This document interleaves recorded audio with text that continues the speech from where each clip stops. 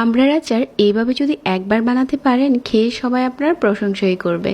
এই রেসিপিতে আচার এত টেস্টি হয়, আর বছর জুড়ে সংরক্ষণও করা যাবে। 1 কেজি আমড়া নিয়েছি, আর আমড়াগুলো আগে থেকে ধুয়ে নিয়েছি।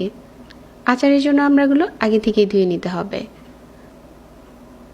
তারপর পিলার দিয়ে খোসা ছাড়িয়ে নিচ্ছি। উপরের খোসাটা একটু পাতলা করেই ছাড়াতে হবে, যাতে সবুজ অংশটা থেকে যায়। এভাবে করে আমড়ার খোসাটা ছাড়িয়ে ছুরি দিয়ে এরকম স্লাইস করে নিচ্ছি। আমরা কিন্তু ছুলানোর পরেই পিচ্ছিল হয়ে যায়, এজন্য টিস্যু দিয়ে ধরে তারপর ছুরি দিয়ে এভাবে করে কেটে নেবেন, তাহলে ইজি হয়ে যাবে। সবগুলো আমরা কেটে নেওয়া হয়ে গেছে। আচারের জন্য একটা স্পেশাল মশলা বানিয়ে নিচ্ছি। 4টার মতো শুকনা মরিচ, আর এখানে 3 টেবিল চামচের মতো আস্ত ধনিয়া, আর 2 টেবিল চামচ দিয়ে দিচ্ছি 5 ফোড়ন। এগুলো খুব ভালো করে টেলে নিচ্ছি আর শুকনো গুঁড়ো করে নেব। আচারের জন্য নিয়ে নিচ্ছি সরিষার তেল।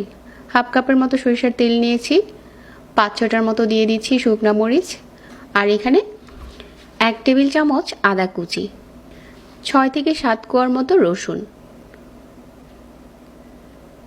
এগুলো কিছুক্ষণ ভেজে নেওয়ার পর আমরা টুকরোগুলো দিয়ে দিলাম, আর সাথে 1/2 চা চামচ করে গুঁড়া মশলা দিয়ে দিচ্ছি, মরিচের গুঁড়া আর হলুদের গুঁড়া। গুঁড়া মশলাটা দেওয়ার পর আমরা এই টুকরোগুলো সরিষার তেলের সাথে একটু ভুনে নিচ্ছি।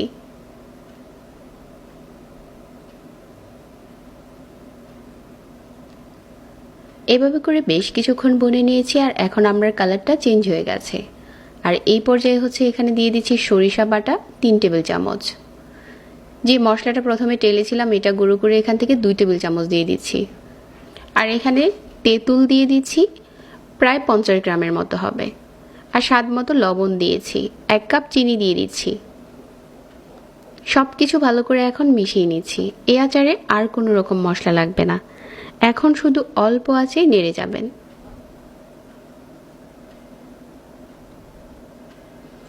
এভাবে করে বেশ কিছুক্ষণ নেড়ে আচারটাকে রান্না করে নিচ্ছি। এখন আচারের কালারটা অনেকটাই চেঞ্জ হয়ে গেছে। আচার বানানোর সময় চুলার আশেপাশেই থাকতে হবে, তা না হলে কিন্তু আচারটা নিচে দিয়ে লেগে যাবে। এটা অনবরত নাড়তে হয়।